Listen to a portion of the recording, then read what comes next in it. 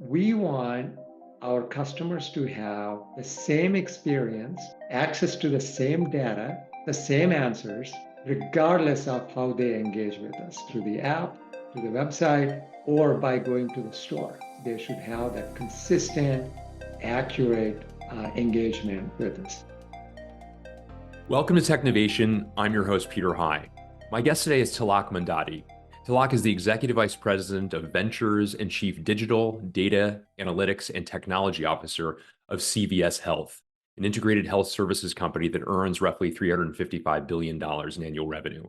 Tilak leads the company's data, digital, and technology strategy while overseeing growth and innovation through digital-led, customer-facing experiences and services. Previously, Tilak was the Chief Strategy Officer at MGM Resorts International, and prior to that, he was the Executive Vice President of Digital and Chief Technology Officer at Disney. Tilak, welcome to Technovation. It's great to speak with you today. Great to be here, Peter, and thanks for having me. That's a pleasure. Well, Tilak, I mentioned only briefly the scale of your organization. I believe the sixth largest in the Fortune 500. So a remarkable organization that has transformed itself into a health powerhouse. I wonder if you could take a brief moment and provide an overview of CVS Health's business as it currently stands. Absolutely. As you said, Peter, we are a Fortune 6 company. I would start the answer with 200,000 highly dedicated colleagues in the company, serving over 100 million consumers. Out of that, by the way, 55 million of them are digital customers. Most people know CVS Health from the CVS pharmacy community locations. 85% of Americans live within 10 miles of a CVS pharmacy location. It's a huge reach for us. But in addition to those pharmacy locations, we have Caremark pharmacy benefits business, Aetna health benefits business, and then recently acquired Oak Street Clinics, Signify Home Health, and Minute Clinics. So with all these assets, we are playing a very essential role in transforming US healthcare, in delivering better healthcare experiences and outcomes at a reduced and optimized cost. Essentially, a truly consumer-focused healthcare company in the US and catering to the US market only. Thank you for that overview. Remarkable, again, your reach and the scale of your organization, and interesting also to hear about the many different parts of the business as well. I appreciate that overview, Tilak. I mentioned in the introduction that you're the Executive Vice President of Ventures and Chief Digital, Data, Analytics, and Technology Officer. I'd love to talk about your role in a couple different parts, as there's quite a bit there. I'd love to see your business card. It must be about a foot wide to accommodate all of that. Talk a bit about the innovation part of this, if you will, the ventures part of your role. What does that entail, and how does that contribute to the mission of the company? Well, let me first start with apologizing for my title, which is quite unwieldy, and we should figure something out there. There's an acronym somewhere, I think, Tilak. There is no doubt. We have a CVS Health Ventures group. By the way, I'm proud of that team, and it's led by a fantastic leader that's part of my leadership staff that I'm really impressed with them. The CVS Health Ventures, it allows us, Peter, to invest in emerging businesses in healthcare transformation. In many cases, technology enabled, not always, but many cases technology enabled. These investments, they help us move our company strategies forward quickly. They keep us in the know of innovation and disruption that's happening in the industry. These investments allow us to stay ahead by being the first to market with new products and innovations. And also, they act as a source of potential M&A. In the future. The thing that's very important is we are not passive investors. So we are not investing just for financial return. More often than not, we pick companies that support our company strategies directly, and we become their customers and co-development partners. So essentially, we play the role of investors and accelerators for those companies. And the companies that we invest in benefit immensely, not just from our financial investment, which is good, but because of the access to our huge enterprise capabilities, our expertise, scale, consumer touch points, and our use cases as a customer that help them grow their roadmap. In essence, we become a true anchor reference customer for these companies we invest in. We invest in companies of various stages of their growth. We invest directly, as well as in partnership with some specialized venture funds in the industry. We are managing a pretty large fund today, and we are very committed to continue to grow that fund. You mentioned you invest directly at times in partnership with specialized VCs. Curious, how is the team structured, and how does it, perhaps it is at times through those venture investors that you source the deals, but especially it sounds like many cases where that's not the case, how do you source the deals? How do you remain abreast of companies that are on the rise and potentially of interest? And as you say, those that have a nice fit to your strategy, where you are open to being an accelerator of sorts to those organizations? That's a great question, Peter. One of the success criteria for corporate venture groups is having a team that knows how to do ventures, right? So we actually were very particular about creating this team of ventures professionals that both know our business quite well, the CVS business, but are very, very well networked into the ventures world, specifically in healthcare, but also in technology. So it all started with having the right team of people that are truly ventures professionals. They're not doing it as a part-time job. We maintain very strong relationships with a lot of people in the ventures industry, both in terms of investing with them, co-investing, but also because of the network, they refer deals to us. So, and we are, one of the largest healthcare companies. So with that comes a lot of network as well. A lot of companies in healthcare in particular that are emerging would love to work with us. So they reach out directly as well. So multiple sources. Makes sense. Let's talk about the other side of your responsibilities. You lead, as I noted, digital data, analytics, and technology. Can you talk a bit about the responsibilities there and some of the innovations your team is leading in those areas as well? So before Karen Lynch, our CEO, hired me, we had a fairly federated technology landscape in the company. We had an IT function, a digital function, a data function, and an analytics function, and some AI functions. All those were quite federated. And I don't have to tell you the challenges of that particular structure. So Karen was very, very specific right from the beginning that part of my job is to bring all of that together and stop thinking about data, analytics, digital, and technology, and maniacally think about customer experience, operational efficiency and excellence, growing the number of customers we serve. So think in those terms and become a product organization. So that's the journey we are on, to create a truly product organization that's focused on the things I just talked about. And each product organization has end-to-end responsibility for that particular product that cuts across traditional IT stuff, digital, data analytics, and so on. And we have certain enterprise functions that form the glue between each of these product groups as well. So that's how we are structured. We are very pleased with how the structure is coming along. And you asked, what are the innovations? Instead of listing everything we're working on, Peter, I just want to paint you a picture. Imagine a world of health around each customer where they don't have to wait in lines or be on a phone queue for anything. Imagine a world where you have a trusted partner in your health journey. It's before, during, and after you need care. Imagine a world where you have full transparency into your medical costs and all the necessary support to get to the right cost. You don't want to spend more than you need to. Imagine a world where you have access to healthcare where you need it, when you need it, whether it's at home or in the right facility for you. And imagine a world where our own colleagues at CVS, we move away from having transactional conversations with customers and we move to value-added interactions.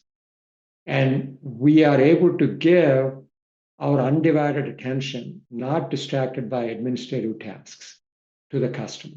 So all the product innovations we are working on, they're all going towards achieving that world of health that I just talked about. That's a remarkable vision. Really appreciate you noting that. And as you said, imagine a world where that's the case. Clearly, it's in process.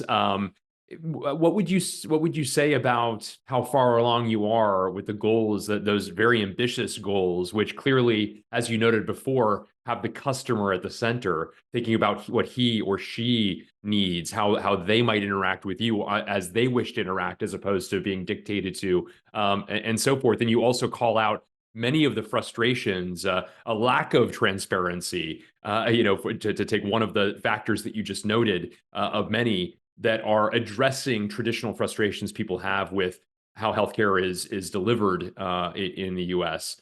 How far along in the journey would you suggest you are at this point?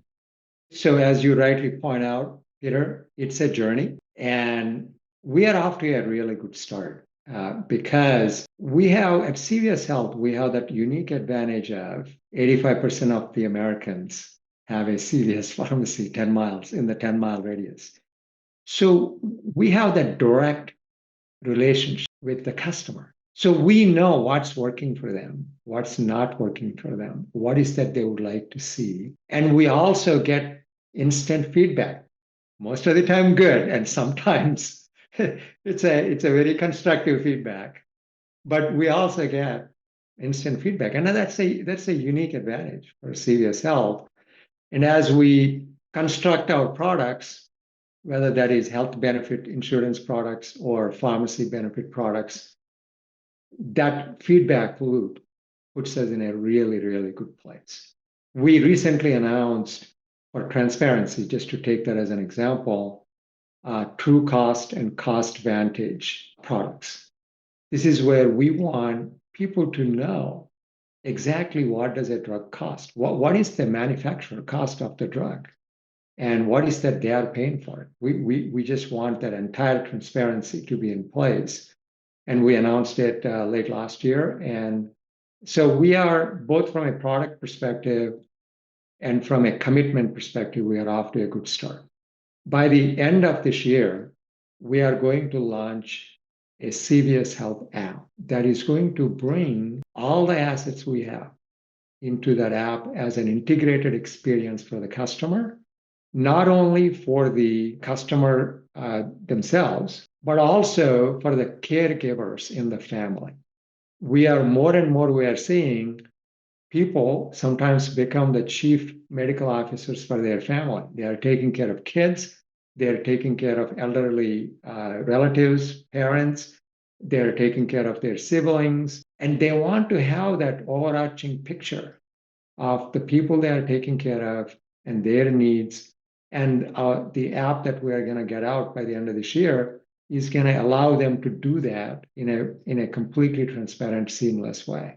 So we are off to a good start. We are making good progress, but I'll admit that's a journey. Fantastic. Thank you for that overview again, Tilak.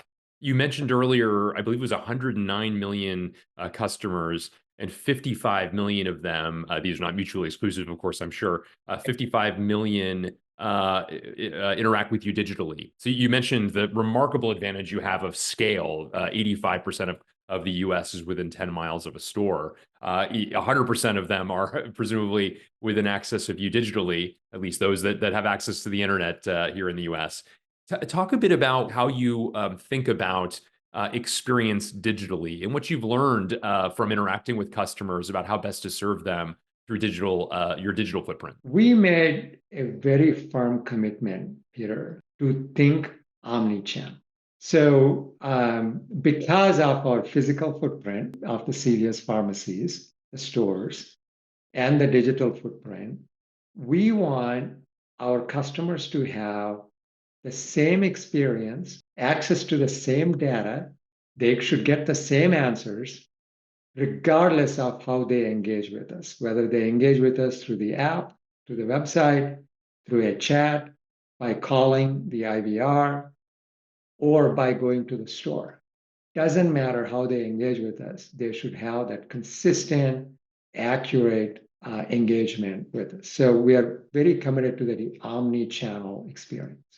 And that kind of drives the digital experience as well. So the digital experience ranges from pure digital experience on the app or web, where we recognize who the customer is and we personalize the experience across all aspects of healthcare, whether they are looking for getting their prescriptions filled, whether they are looking to schedule an appointment with a Oak Street clinic provider, whether they are looking to get a vaccine, whether they are looking to actually buy stuff from the front store, like COVID kits. Doesn't matter what they are trying to do, we want that experience to be seamless in the digital world and accurate. That's very important. And with direct relationship to the physical footprint. So you can buy online and pick up at a store. You can go to the store and use the app, especially the app that's coming out by the end of the year, to do certain things like checkout, et cetera, in the store. So that's the kind of integration we are looking at. But the app is going to be really the primary digital channel, because it is with the customer 100% of the time. And using some of the native capabilities, we feel we can engage with the customer a lot better in the app. That certainly makes sense. And I know actually, as a related topic, one that you're very passionate about is digital accessibility. And I know that it's work that you and your team are also influencing. Can you talk a bit about, first of all, a bit more about digital accessibility, but also the methods towards providing greater digital accessibility across your customers and would-be customers? Equitable access to healthcare is a commitment from CVS Health. And part of that equitable access to healthcare is digital access to everybody. That's something that we focused on pretty explicitly from the design of our capabilities. So it's not an afterthought. We actually design our capabilities with accessibility as a core component. And we have a team of accessibility experts, Peter. Many of them have accessibility needs themselves. I sit with them and I'm blown away by the tremendous creativity they bring and the passion they bring to make our digital assets completely accessible. We use a lot of industry standard tooling, but also we developed some breakthrough technologies for digital accessibility at CVS Health, and we made a conscious decision to open source them. We made those technologies available. I think last time I checked, we have 10 plus companies that are actively using the technologies that we have internally developed at CVS Health.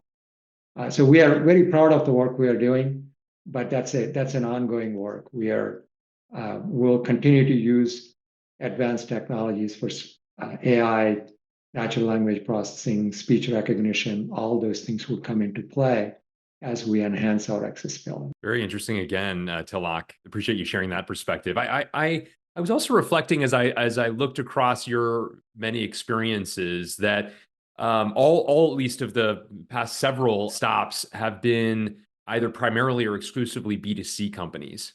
And one of the great advantages, of course, of working for a B2C is you can be the customer. So with CVS Health or MGM Resorts or Disney, even at Amex, where you were an executive as well, which has both B2B and B2C, needless to say, but significant B2C aspects to what that organization does as well.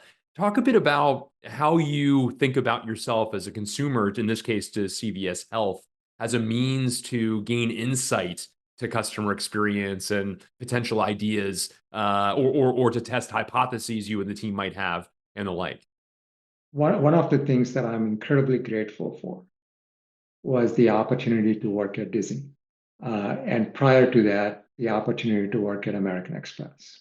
Working at Disney and at American Express before coming to CSL, one of the things you learn is the criticality of experience. Product functionality and the IP, that's incredibly important, right? The capability is really important. But the way your consumer experiences that product is often equally or more important than the product itself. So that's a great learning as I work through my career is how do you design this experience? How do you think like a consumer? And balance asking the consumer, what do they want to see? And creatively thinking through what are those experiences the consumer is not even thinking about and bringing that together. That's the way to differentiate. That's the way to win. That's the way to gain loyalty. And that's the way to, frankly, create an enjoyable and beneficial engagement with the consumer. So learn a lot about how to engage consumers before, during, and after product development. Learn and from people that know a lot better about that than me. I'm so grateful about the teams at Disney and everywhere else. Learned a ton about acknowledging the mistakes pretty quickly. You're not going to get everything right, right at the beginning. Having that feedback loop and acknowledging and learning if something went wrong and pretty quickly correcting yourself would be incredibly important. And last but not least, completely ignore the organizational structure of the company you are working for.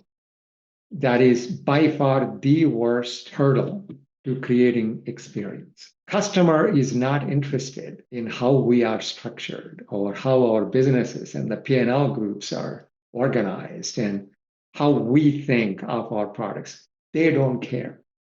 They care about what is my need, what is my experience.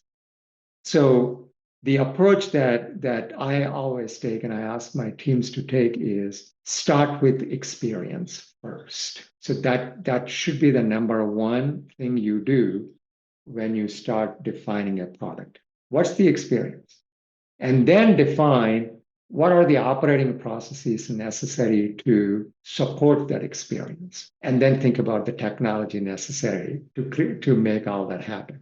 So that's kind of the hierarchy of the way to do it. I really like that. Very, very interesting. One thinks of a number of cable companies and telecom companies where you can actually see the org structure in terms of how you engage with them, and it can lead to some frustrations for not mentioning any names, of course. That's all. Yeah. I mean, one of the biggest frustrations for people as a consumer, Peter, I'm sure you're on the phone, and the person tells you, well, that's not my department. Let me transfer you. No. I don't care. Right. Just help me. I am your consumer. You are one company, right? That's what the experience first design really takes into consideration. Yeah, that's really interesting. I'm curious, especially given the remarkable scale and the great overview you gave at the outset of our conversation as to the many businesses that you're in. How do you foster that? You mentioned prior to your arrival, the organization, especially that which you now own, was very federated. Presumably, though, please correct me if I'm wrong, Tilak, a reflection of how the business itself was rather federated. And so as you're in, and I'm sure, again, it's a journey as with past parts of our conversation today, but as you think about fostering and forging a pathway towards a one company mentality surrounding the customer, and thinking again about his or her experience above how you might organize yourself. What are some of the things that you are doing to ensure the organization fits that model? Companies swing between the extremes, right? Often. I don't want to generalize, but often, oh, we need to centralize. Oh, no, that's not working. Let's just spread everything out. Like let people do what they want to do in constituent businesses. Somebody that used to work for me at Disney introduced me to this notion of dynamic equilibrium. There is a nice balance you can get to that helps you to get the agility, responsiveness of being embedded into the constituent businesses, but also the efficiencies, the standardization of being centralized, of getting rid of silos, of being centralized. And there is a way to do that. And the way we are doing that, and this is the way I've done it at Disney, and the way I'm doing at CVS is that we are one group, the digital data analytics technology, all of that came together into one group. We are structuring ourselves based on products. And we have identified products that are business unit specific, and we have identified products that are enterprise wide, that are shared across the enterprise. So we have enterprise teams that work on enterprise products, business unit specific teams that work on business unit specific products, but they all sit together. And the business unit teams are truly embedded into the business units. The leader of the business unit team sits on the leadership team of the president of the business unit. So there is no sunlight between them. But on the same day, they need to turn around and be a senior leader of the centralized DDAT organization. So they have they wear two hats. So this product orientation and having that balance between business unit specific and enterprise-wide teams, all using enterprise architecture and standardized tool sets, all of that gives us the ability to operate very efficiently. I would be lying if I tell you this is just smooth sailing. That's never the case. When you are moving from a federated set of groups to this equilibrium balanced group, you have to bring people along, make sure their concerns are addressed. And we are doing that. That journey is underway. I really like how that product model helps foster that, bringing together people from across the traditional silos to work in collaboration, especially as you point out, where the products are those enterprise products, and doing the work of bringing those people together to add value across the organization. Again, with the customer in mind. The other thing that helps a great deal is the experience first mindset. So every time we have a conversation about a particular business unit wanting a product, we talk about, well, how does the consumer of CVS Health experience this product? And very quickly, people would come to a realization, oh, we need to do that across the businesses. We cannot just do it here. Yeah, that's really great. I wanted to ask you, Tilak, as you look to the future, what are some of the things that excite you, trends that excite you, business trends, technology trends, however you choose to interpret that? What are some things that are making their way either into your mind or onto your roadmap, as the case may be? I'll start with a more generic answer. Peter, I started my journey, my professional journey in 1990 as a technology consultant. We had a lot of really interesting ideas on what we wanted to do at that time. Only very quickly to realize we can't do much of that because the computing power was simply not there in 1990. I am so incredibly jealous of the technologies that are now coming of age at this moment. The computing power, the tools, the technologies that are at their fingertips, I am blown away. And it's just a wonderful time to be a technologist. Our ability to do things is only limited by our imagination at this point, not by computing power or tech. And that's a great place to be. That I would just say this is a golden time to be a technologist.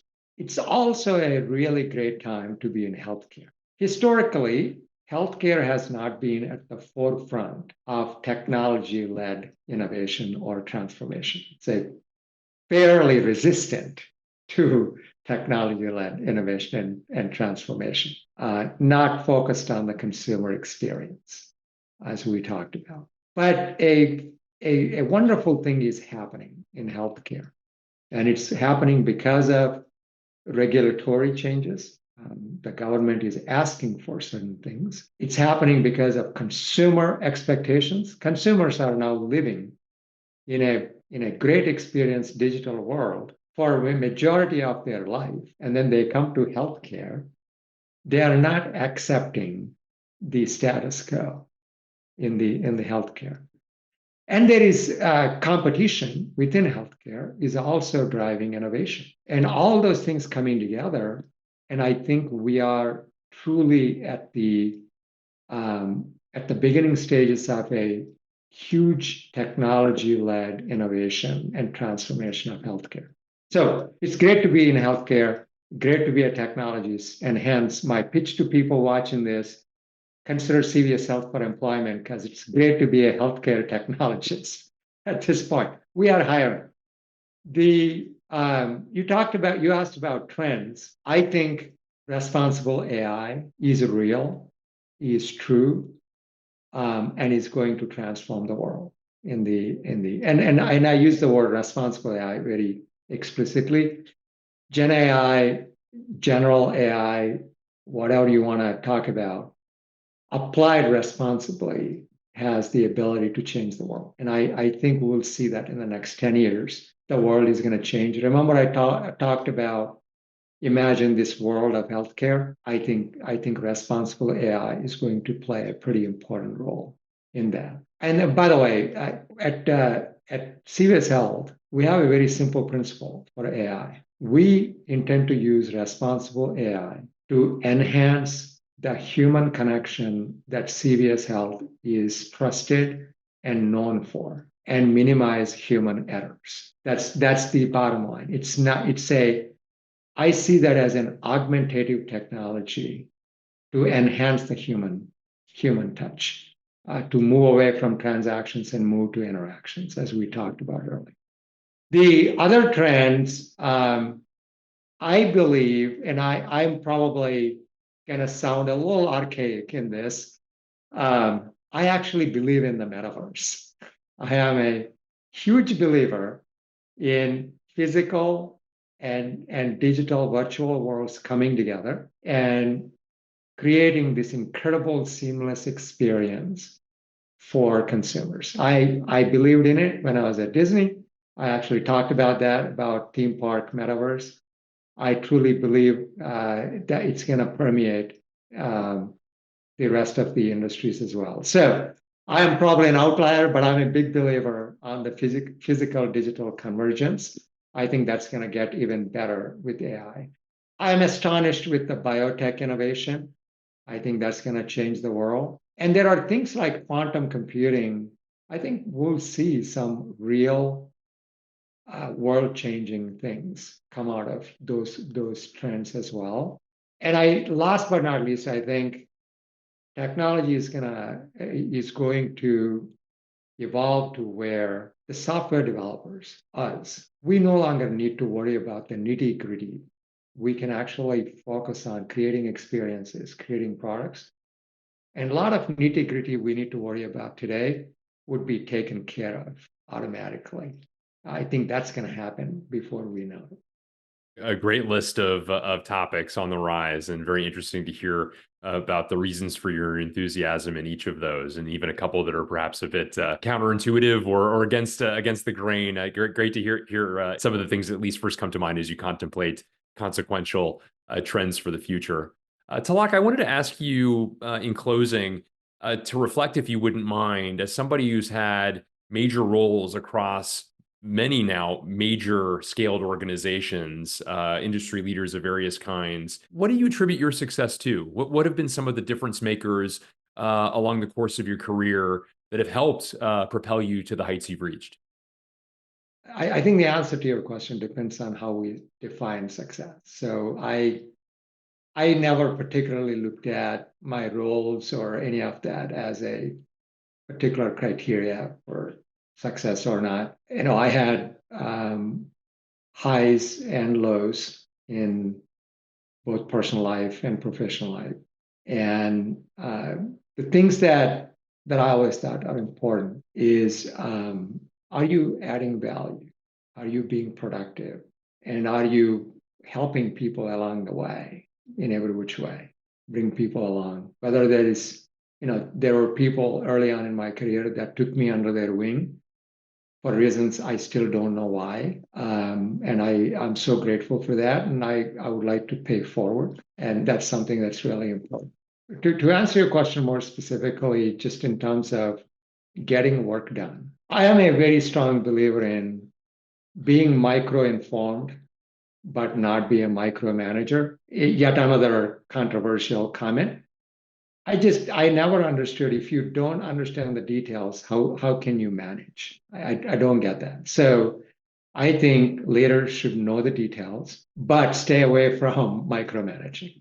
And I've been very particular about that. And the other thing that I think helped me along the way is never care to be the smartest person in the room. First of all, I know I'm not the smartest person in a room. And I made it a practice to be surrounded by people that are a lot smarter than me, whether that's my team, my bosses, or colleague, and my peer group. And I was very curious. I learned a ton from them. I always very curious. Never hesitated in a meeting to ask, I don't understand it. Can you explain to me? Never cared how that sounds, any of that. Just stayed very curious. And you talked about I took a lot of different roles. One of the things that really helped me as I moved across industries and moved across companies and roles was a simple principle of learn to walk the fine line between getting assimilated and getting rejected. That was a pretty tough thing to do. But if you are rejected by the body, you can't really, however good your ideas are, you can't really do anything. But you are assimilated, you start doing crowd thinking, you are not really bringing any value either. So how do you find that balance between the two and bring people along? That's probably if I have to tell you one thing that helped me a lot, was that trying to figure out, being able to figure out that balance. I know that's a long answer, but that's how I think about it. That's a profound answer. I really appreciate the number of things you noted there of consequence. I'd love to double click on that last point just for a moment longer, if I may, of learning to walk the fine line between getting assimilated and getting rejected. That is a tricky one. And I really like the way you frame that, the necessity to call into question shibboleths, but also making sure you're doing so in a way that's not going to, frankly, get you fired or have people ignoring you, at least as a intermediate step on the way to getting fired. How did you walk that line? How did you recognize when you were starting to cross it to the point where it might be an issue? It strikes me that the part of the answer might be a balance between IQ and EQ, and making sure that you are understanding the motivations of the rest of the team, of treating them with respect and so on. But talk a bit about how you tested that and were able to remain on the balance beam to ensure you were not falling in either direction. There are some very simple techniques that I used. I know you probably are expecting a very profound answer, but very simple techniques. A boss of mine told me a while ago, Peter, when I first joined the company, I asked for advice. And they said, well, Tilak, always remember, this company has been here for 150 years before you got here, and most likely would be here for another 150 years after you leave. So just keep that in mind, that you are a caretaker while you are here, and leave it in a better place. But be respectful of the people that have carried the weight before you, and then what you are leaving for the people that are going to come after you. And that always stayed with me. So I approach with respect for people that were there before. And I'm completely vocal about it. I express it. I thank them profusely I truly and sincerely respectful of the work they have done. And I'm very clear about anything I want to do would be built on top of their shoulders, what they have done, and being explicit about that and making them part of the future right from the beginning would be incredibly important. And that goes a long way. And the other thing that I do is I ask people how I am doing. A very simple ask of, hey guys, did I explain that? Did I come across okay? Are you on board? Is there something I should do differently? Just that simple approach of just asking for feedback, and feedback is a gift. That would give you both the feedback if you're crossing the line, but also an incredible amount of goodwill. And last but not least, being very transparent about not having any other agenda other than what you are talking about, what the product you are trying to build. There is nothing behind it. I'm not trying to get a promotion. I'm not trying to, it's just a product we're trying to build. And this product is important because of these reasons. Being very explicit, clear, and transparent about what is behind what you are pitching, I think is incredibly important as well. So people don't have to speculate. Where is this coming from? Just be pretty honest about where it is coming from. So things of that nature. But look, I don't want to portray. I cross the line sometimes. I had to pull myself back, and I have scars to show for it. But I always learn from it and try to get better. Well, Tilak Mandadi, thank you so much for a thoughtful and thought-provoking conversation about the remarkable transformation you're leading at CVS Health and your thoughts more generally from across your remarkable career. I'm grateful for your time and for all you shared.